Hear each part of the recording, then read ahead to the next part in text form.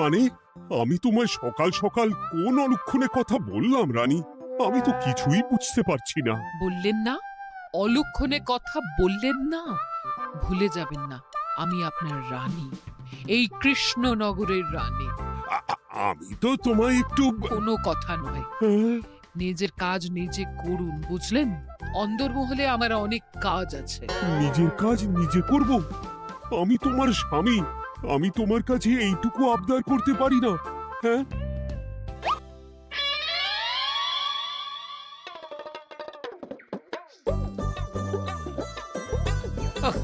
আজ গিন্নির সাথে বচসা করতে গিয়ে দেরি হয়ে গেল। মহারাজ আবার আমার দেরি দেখে রেগে না যান।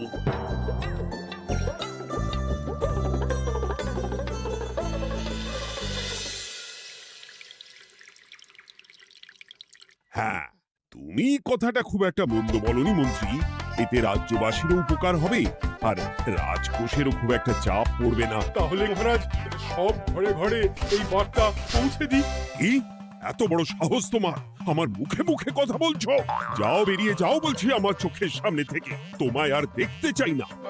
আমি আবার কি বললাম মহারাজ? কি বললে মানে? কি বলতে বাকি রাখলে শুনি? বলছিলাম কি, অপরাধ নেবেন না মহারাজ, সেনাপতি তো। চুপ, একদম চুপ। আমি মরছি নিজের জ্বালায়, আর তুমি ওই ভুল ভাল বলে আমার মাথা বিগড়ে দিতে চাইছো? মহারাজ রেগে আগুন, এই ছিলেন ঠান্ডা, এই তো মুখে হাসি ছিল, এখন হাতে ডান্ডা। কি বললে কবি? তুমি আমায় অপমান করলে? যাও, এক্ষুনি তোমরা সবাই দূর হয়ে যাও আমার সামনে থেকে। কাউকে চাই না আমি। এই মুহূর্তে রাজসভা আমি শূন্য দেখতে চাই, না হলে আজ সব কটা গর্দান নেব আমি। যাও বলছি।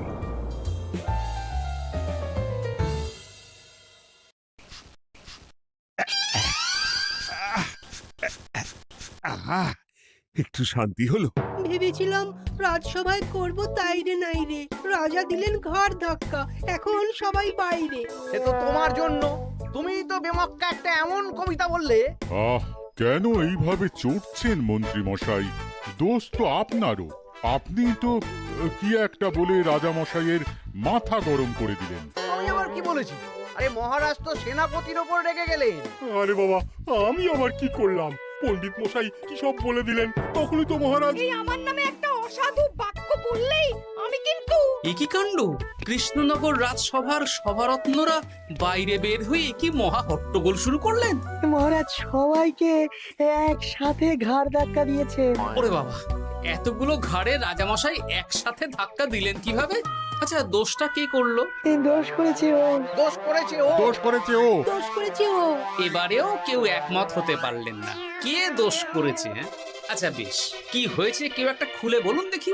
আমি বলছি, মহারাজ বেশ খোশ মেজাজি ছিলেন, কিন্তু হঠাৎ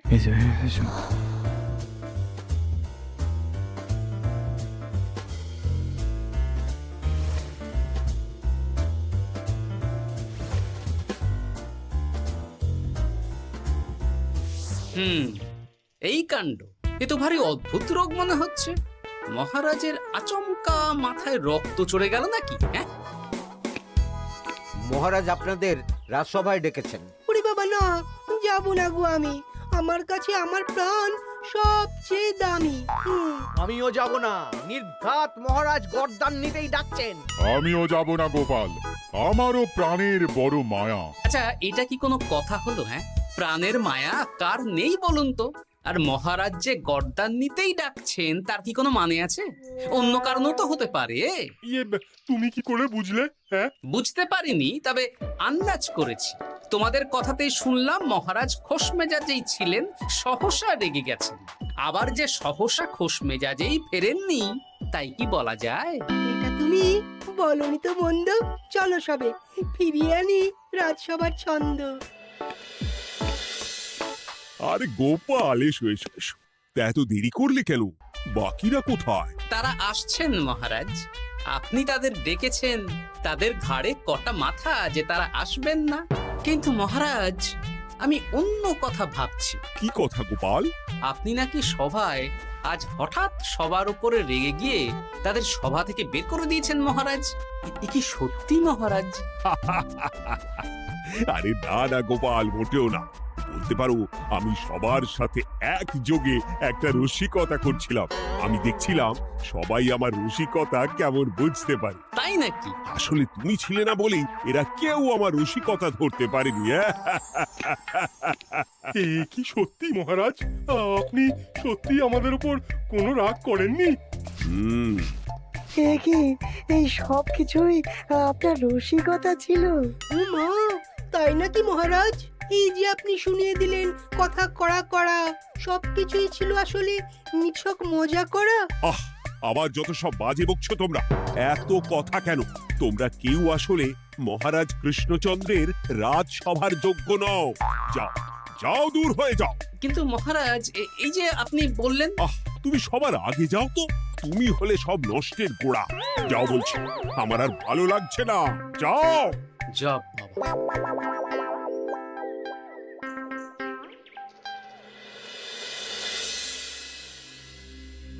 কি বুঝছেন? না না না, আমি তো সবই ঠিক দেখছি রানীমা। হ্যাঁ, এটা ঠিক যে নারীর গতি কিঞ্চিত চঞ্চল বটে, তবে তা তো হতেই পারে। বাকি সবটাই ঠিকই আছে। তাহলে এমন হচ্ছে কেন? মহারাজ এইভাবে যখন তখন রেগে যাচ্ছেন কেন? আজ শুনলাম আপনাদের সভা থেকে দুবার বের করে দিয়েছেন, আবার ফিরিয়ে এনেছেন। হুম, হুম, হুম। আমি ওষুধ পাঠিয়ে দিচ্ছি, আর মহারাজের কিঞ্চিত বিশ্রামের দরকার। হ্যাঁ, তোমার মাথা আর আমার মুন্ডু। বলি, আমি বিশ্রাম নিলে রাজকার্যকে চালাবে শুনি তুমি, নাকি ওই অকর্মার ঢেকি মন্ত্রী? না মানে ওই আমি। যাও, আর আমার কথা বলতে ভালো লাগছে না। আমাকে একটু একা থাকতে দাও।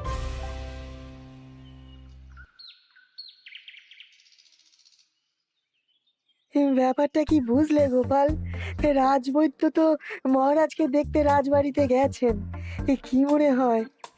গতকালও আমি যখন বাগানে গেলাম,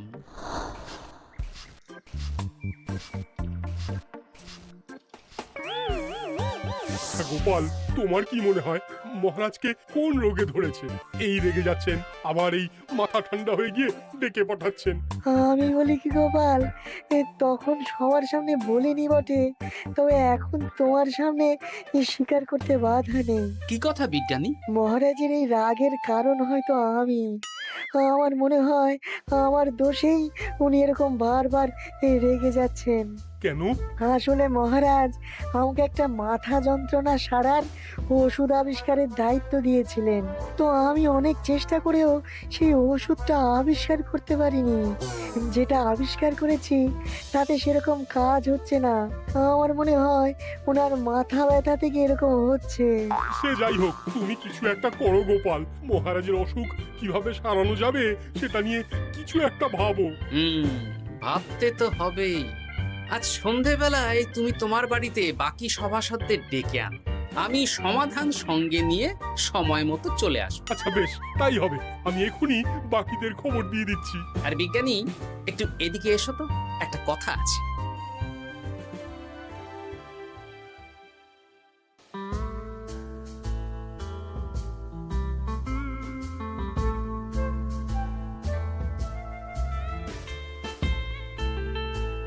গো, বলি এইভাবে ঘুরলে কি মহারাজের ব্যামো সেরে যাবে? তা সারবে না। তার চেয়ে এক কাজ করি, কিছুটা আলু আর ছোলা সেদ্ধ করেছি, তার সাথে নুন, লঙ্কার গুঁড়ো আর লেবু দিয়ে মেখে আলু কাবলি বানিয়ে দিই, কি বলো? হ্যাঁ, দাও দাও দাও, মন্দ হয় না। মহারাজের মন উচ্চাটন, তার কি কারণ? মাঝে মাঝে আসছেন আর মহারাজ রেগে আগুন হয়ে যাচ্ছেন, আবার যেই সে ব্যামো ঠিক হয়ে যাচ্ছে মহারাজ সেই আগের মতন। তার উপর আবার সভাসদেরা মনে করছে তাদেরও কোনো দোষ আছে। তাহলে দুয়ে দুয়ে চার করতে হবে, কিন্তু কিভাবে কিভাবে কিভাবে? এই নাও আলু কাবলি খেয়ে পেট ঠান্ডা করে নাও দেখি। বেশ কিছুদিন আগে বিজ্ঞানী লেবুর রসের জাদুর কথাই তো বলছিল। আজ আচ্ছা গিন্নি, তুমি তোমার বিয়ের সময় তোমার বাবার মুদির দোকানের একটা কাঠের ছোট বাক্স পেয়েছিলে না, যাতে শ্বশুর মশাই মোহর রাখতেন? উমা, সে বাক্স তো ঝুলকালি মেখে আছে গো, তা দিয়ে তোমার কি হবে? ঝুলকালি লেগেছে? বাবা বাবা বাবা, তাতে তো আমার কাজ আরো ভালো হবে। যাও যাও যাও, নিয়ে এসো দেখি। আমি ততক্ষণে বেশ খানিকটা অদৃশ্য কালি বানিয়ে ফেলি। না না, আমি তো বলছি মহারাজের কোনো রোগ নেই, সামান্য উদ্বেগ ছাড়া আর কোনো সমস্যাই নেই মহারাজের। তাহলে মহারাজ আমাদের এই তুর্কি নাচন কেন নাচাচ্ছেন শুনি, মস্করা করে? তাই তো উত্তর জানা চাই তো। আর এই যে এত জরুরি তলব পাঠিয়ে গোপাল আমাদের ডেকে পাঠালো, তার তো টিকিরও দেখা নেই। গোপাল কি করবে শুনি? যে রোগ আদপেই নেই সেই রোগ কিনা ওই গোপাল ছাড়াবে? আমার তো বিশ্বাসই হয় না। বিশ্বাসে মিলায় বস্তু, তর্কে বহু দূর, তাই না মন্ত্রী মশাই? পেলে গোপাল, মহারাজের রোগ সারাবার কোনো উপায় পেলে? আচ্ছা গোপাল, রাজবৈদ্য বলেছেন মহারাজের কোনোই অসুখ নেই, তা তুমি কি সারাবে শুনি? হ্যাঁ, রোগ হয়তো রাজবৈদ্য মশাই ধরতে পারেননি, কিন্তু কিছু তো আছেই যার জন্য মহারাজ এমন আচরণ করছেন, তাই না? তা তুমি বলো না মহারাজ এমন কেন করছেন, আর কি তার সমাধান? এক এক করে বলি। আমি ভেবে দেখলাম এর জন্য আমরাই দায়ী। বলো কি? আমরা সবাই কোনো না কোনো সময়ই মহারাজের রাগের কারণ হয়েছি, তাকে আঘাত দিয়েছি, বিষণ্ণ করেছি। ইচ্ছে করে করিনি হয়তো, কিন্তু করেছি। আর মহারাজ সেই সব কথা বুকে চাপা দিয়ে রেখেছেন। তুমি বলতে চাইছো অতীতে সেই সব ভুলের কারণেই মহারাজ এমন করছেন? আমার তো তাই মনে হয় সেনাপতি। আচ্ছা আচ্ছা, তর্কের খাতিরে যদি তাই ধরে নি, তাহলে এখন আমাদের কি করণীয়? আমরা তো কাল যন্ত্রে চেপে অতীতে ফিরে যেতে পারবো না যে সেই সব ভুলগুলো শুধরে দেব। তা হয়তো হবে না, কিন্তু কিংকর্তব্য বিমূঢ় বাবার আদেশ যদি মানি, তাহলে এই সমস্যার সমাধান সম্ভব মন্ত্রী মশাই। কি বললে? ত্রিকালজ্ঞ বাবা কিংকর্তব্য বিমূঢ়, সে আবার কি গোপাল? আছেন একজন জ্ঞানী ব্যক্তি, আমার খুব পরিচিত। তার দেওয়া একটা উপদেশ আমার জানা আছে। আমার বিশ্বাস তাতে মহারাজের এই সমস্যার সমাধান হয়ে যাবে। কি করে শুনি? এই কালি হলো অদৃশ্য কালি। কলম দিয়ে অদৃশ্য কালিতে কাগজের উপর লিখতে হবে। কি লিখতে হবে? লিখতে হবে যে মহারাজের সাথে অতি সাম্প্রতিক কালে আমরা যা যা অন্যায় করেছি তাই লিখতে হবে। কোনো মিথ্যে কথা লেখা যাবে না। তবে চিন্তা নেই, অদৃশ্য কালি, ফলে কেউ কারো লেখা পড়তে পারবে না। এইবার এই কাগজ ভাঁজ করে ফেলে দিতে হবে এই বাক্সে। বাক্সে তালা, তার চাবি থাকবে মন্ত্রী মশাইয়ের কাছে। আবার আমার কাছে কেন? পরে যাতে কোনো সন্দেহ না করেন, যা সন্দেহ বাতিক মৌন আপনার। বললে এইবার এই বাক্স সারা রাত নদীর ধারে বটতলায় পড়ে থাকবে, চাঁদের আলো পান করবে। তারপর সকালে আমরা সবার সামনে এই বাক্স ফেলে দেব নদীর জলে। সবার অন্যায় সারা রাত চাঁদের আলো পান করে শুদ্ধ হয়ে ভেসে যাবে নদীর জলে। ব্যাস ব্যাস, আমরা সবাই পাপ মুক্ত হয়ে যাব। একদম সবাই শুদ্ধ হয়ে যাব, আর মহারাজের ব্যামো সেরে যাবে। কিন্তু তুমি কোনো চালাকি করছো না তো গোপাল? অদৃশ্য কালিতে লেখার সাথে আমি আর কোন চালাকি করব মন্ত্রী মশাই? দেখুন, আমি একটা কাগজে লিখছি। কি কিছু বোঝা যাচ্ছে? সত্যি তো কিছু বোঝা যাচ্ছে না যে আদৌ কিছু লেখা হয়েছে কি হয়নি। তাহলে লেখা শুরু করা যাক। এক এক করে লিখুন আর কাগজ ভাঁজ করে বাক্সে ভরে দিন। আর হ্যাঁ, একদম মিথ্যে কথা লিখবেন না, তাহলে কিন্তু লেখাগুলো অদৃশ্য থাকবে না, ফুটে উঠবে। আচ্ছা গোপাল, বুঝেছি। কলম কালি মন, লেখে 3 জন, মিথ্যে কথা লিখে দিলেই ঘটবে অঘটন। আমি বাক্সটা নদীর পাড়ে সঠিক জায়গায় রেখে আসব। তারপর কাল সকালে সবাই মিলে এই বাক্স ফেলে দেব নদীর জল। ঠিক আছে?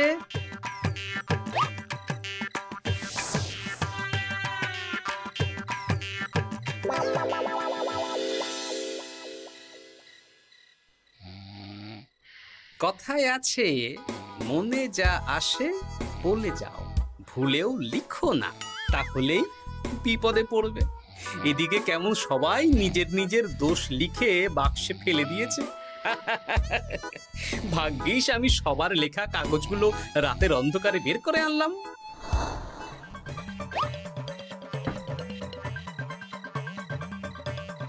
এইবার এই কাগজগুলো ঢুকিয়ে দিলেই কেল্লা ফতে। এখন সবার পাপের স্বীকারোক্তি আমার হাতের মুঠোয়।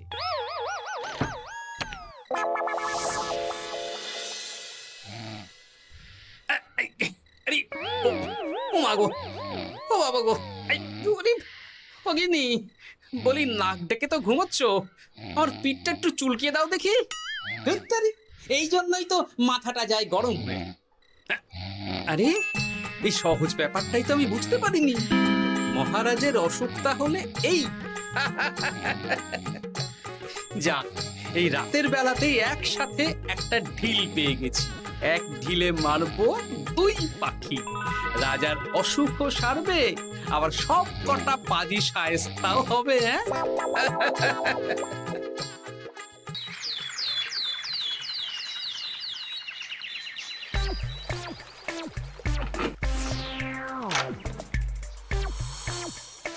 কি এইবার শান্তি হয়েছে তো মন্ত্রী মশাই? যেমন অদৃশ্য লেখা ছিল সেরকমই আছে তো? কিন্তু এতে কি মহারাজের রোগ সেরে যাবে? যাবে না মানে? মনে করুন সেরে গেছে।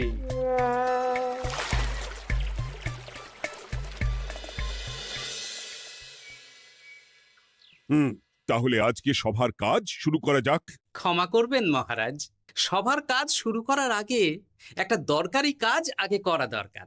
না হলে আবার কখন আপনি আমাদের কারো উপর রেগে যাবেন আর আমাদের সভা থেকে তাড়িয়ে দেবেন তার তো ঠিক নেই, তাই না? আহ গোপাল, আর বিরক্ত করো না। আমার এত সাহস নেই মহারাজ যে আমি আপনাকে বিরক্ত করব। আমি তো জানি নিজের পিঠ যখন নিজে চুলকোনো যায় না, আর কেউ থাকে না সেই পিঠ চুলকিয়ে দেবার মতো, তখন কিরকম বিরক্তি জেগে ওঠে, তাই না মহারাজ? এ কি গোপাল, তুমি এত কিছু কি করে জানো? জানাই তো আমার কাজ মহারাজ। আর এও জানি যে আপনার এই বিরক্তির পেছনে সভাসদগণের ভূমিকা ঠিক কি। তার মধ্যে তুমিও আছো গোপাল, তাই না? আছি, পুরো মাত্রায় আছি মহারাজ। তবে হ্যাঁ, আমি কিন্তু তাই বলে রাজকোষের হিসেবে গোলমাল করে মহারাজের কোপের কারণ হইনি মন্ত্রী মশাই। এটা কি গোপাল আন্দাজে বলছে? না হলে কাল অদৃশ্য কালিতে আমি কি লিখেছি সেটা জানলো কি করে? এই, আমি যা লিখেছি সেটাও কি গোপাল পড়ে ফেলেছে নাকি? যাকে পড়লেই বাকি, সব লেখা তো ওই নদীর জলে ভেসে গেছে। আমি যে লিখেছি তার প্রমাণ কি? তবে আর চিন্তা নেই মহারাজ, সমস্যার সমাধান হয়ে গেছে। এখন থেকে আপনি যতক্ষণ রাজসভায় থাকবেন, প্রথমে মন্ত্রী মশাই, তারপর পণ্ডিত মশাই, আর তারপর রাজবৈদ্য পালা করে আপনার পিঠ চুলকে দেবে। কেন আমি কেন চুলকে দেবো? না দিলে যে আপনার কপালে অনেক বড় শাস্তি ঝুলছে মন্ত্রী মশাই। রাজকোষে যে জালিয়াতি আপনি করেছেন তার স্বীকারোক্তি আমি হাজির করব যে মহারাজের সামনে।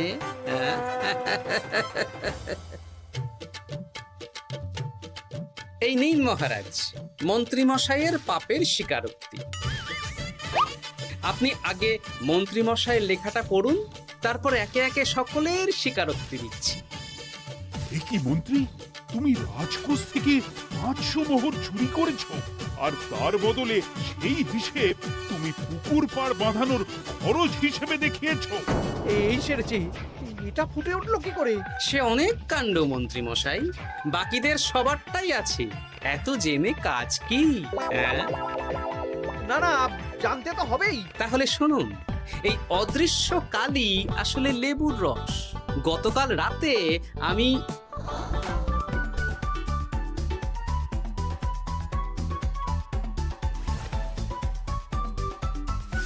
এবার লেবুর রসের অদৃশ্য লেখা কেন বা কিভাবে ফুটে উঠলো সেটা বিজ্ঞানী বোঝাবে। লেবুর রসে লেখা আগুনের তাপে ধরলে ফুটে ওঠে, কারণ লেবুর রসে থাকা অম্ল কাগজের সাথে থাকা শ্বেতসারের সাথে বিক্রিয়া করে এবং তাপ পেলে সেই বিক্রিয়া দ্রুত হয়ে কাগজের শ্বেতসার রাসায়নিকভাবে পরিবর্তিত হয়ে গাঢ় রং ধারণ করে। অনেক দিন আগে বিজ্ঞানীর কাছে ব্যাপারটা জেনেছিলাম, আজ কাজে করে দেখালাম।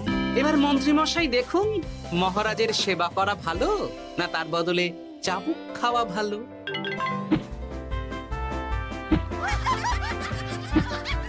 ওরে বাবা না, না, উফ! আগে যেমন বুনো ওল তেমনই তো বাঘা তেঁতুল হবে মন্ত্রীমশাই। যা, রাজামশাইয়ের মেজাজ আবার বিগড়ে যাওয়ার আগেই কাজ শুরু করে দিন ও বাকিদেরকে সেবা করার সুযোগ করে দিন। আজ থেকে ভুল হলে শুধরে নেব ভুলকে। মন্ত্রীমশাই মহারাজের পিঠ দেবে চুলকে।